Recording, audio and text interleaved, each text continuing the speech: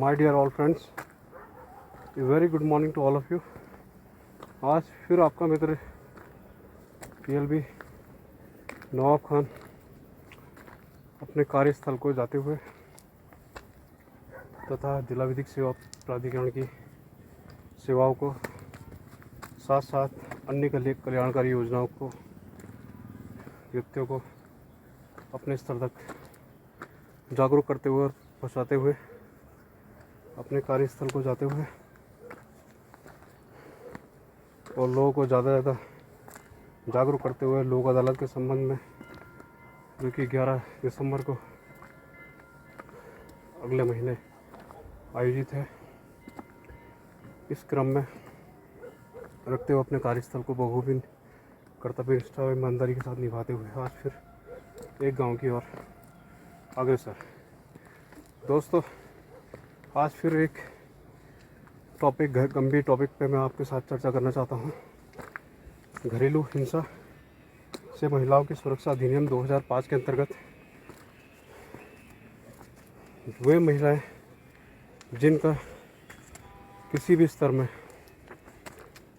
शारीरिक रूप से उत्पीड़न होता है, इससे शारीरिक हानि, दर्द या उसके जीवन में कोई ऐसी प्रॉब्लम होती है जिससे उसके अंग को किसी को खतरा हो। दूसरी चीज़, लैंगिक शोषण, ऐसी महिलाओं को अपमानित करना, उनको हीन समझना, उनका अनादर करना, ये लैंगिक शोषण है। मौखिक और भावनात्मक उत्पीड़न, इससे भी लोगों को गाली गलौज करना, उनके साथ अत्याचार करना, उनकी भावनाओं को ठेस पहुंचाना। आर्थिक रूप से उत्पीड़न, उनकी प्रॉपर्टी की दशा में या किसी भी स्तर में आर्थिक रूप से उनकी जो भी हो, जिसकी भी मालिक है, उनकी बिना मर्जी से उनको उनके चीज़ को बेचना या उनके असहमति से ये कार्य क्या करना, आती समस्त चीज़ें जो हैं वो घरेलू हिंसा से महिलाओं के अधिकार के अधिनियम 2005 के अंतर्गत आती हैं। इस प्रकार में पीड़ित महिलाएं जो अपने घर परिवार से, अपने पति के उत्पीड़न से, साथ साथ अपने पति के भाइयों या अपनी फैमिली के पति के घर में जो भी उसका कहीं भी किसी भी दशा में उत्पीड़न होता है, उस अधिनियम के तहत 2005 के अधिनियम के तहत घरेलू हिंसा से महिलाओं की सुरक्षा अधिनियम के तहत प्रथम मजिस्ट्रेट व मेट्रोपॉलिटन मजिस्ट्रेट के समक्ष अपनी FIR दर्ज कर सकती है। साथ साथ जो भी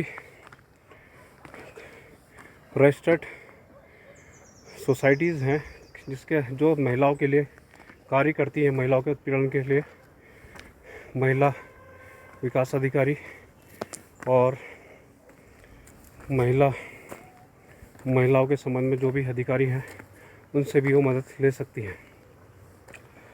घरेलू हिंसा की रिपोर्ट जो पीड़ित व्यक्ति घरेलू हिंसा की सूचना देने पर एक विहित प्रारूप में तैयार की जाती है। तो इस नियम के तहत ऐसी महिलाओं को कानूनी रूप से अधिकार दिए गए हैं। साथ साथ जो सर्विस प्रोवाइडर हैं, जो सोसाइटीज़ रजिस्ट्रेशन के नियम के तहत आती हैं, उन लोगों को भी जागरूकता का अधिनियम किया जाता है। इसीलिए मैं आज अपने कार्यस्थल में जाते हुए लोगों को थोड़ा इस विषय में चर्चा करते हुए, साथ साथ महिलाओं के अपने अधिकार होते हैं, आर्थिक सहायता, राहत पहुंचाते हुए भी, अगर बच्चा जिसकी महिलाओं की कस्टडी में अलग है तो महिलाओं को अधिकार दिए जाते हैं। ये सब चीज़ें महिला के घरेलू हिंसा से महिलाओं की सुरक्षा अधिनियम 2005 के अंतर्गत आती है, जिसमें मजिस्ट्रेट प्रतिवादी को उत्पीड़न महिला को आर्थिक सहायता देने का आदेश दे सकता है। यदि मजिस्ट्रेट को आवेदन पत्र मिलने पर यह लगता है कि महिला घरेलू हिंसा से पीड़ित है, तो प्रतिवादी को अनुपस्थिति रहने पर उसके विरुद्ध आदेश पारित कर सकता है मजिस्ट्रेट का जो आदेश होता है वो अंतरिम आदेश होता है। इसके लिए शिकायत जो प्रणाली है वो मजिस्ट्रेट प्रथम श्रेणी या मेट्रोपॉलिटन मजिस्ट्रेट जिसके क्षेत्राधिकार में है वहाँ पर महिला अपनी शिकायत दर्ज कर सकती है। साथ साथ थाने में भी अपनी शिकायतें दर्ज कर सकती है। तो दोस्तों, ये महिलाओं के संरक्षण के अधिनियम के अधीन ये अधिकार होते हैं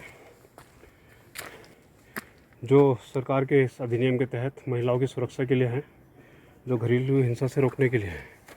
इसी उद्देश्य के साथ आज फिर आपका दोस्त PLV नवाब खान अपने कार्यस्थल को जाते हुए और लोगों को जागरूक करते हुए। सादर धन्यवाद।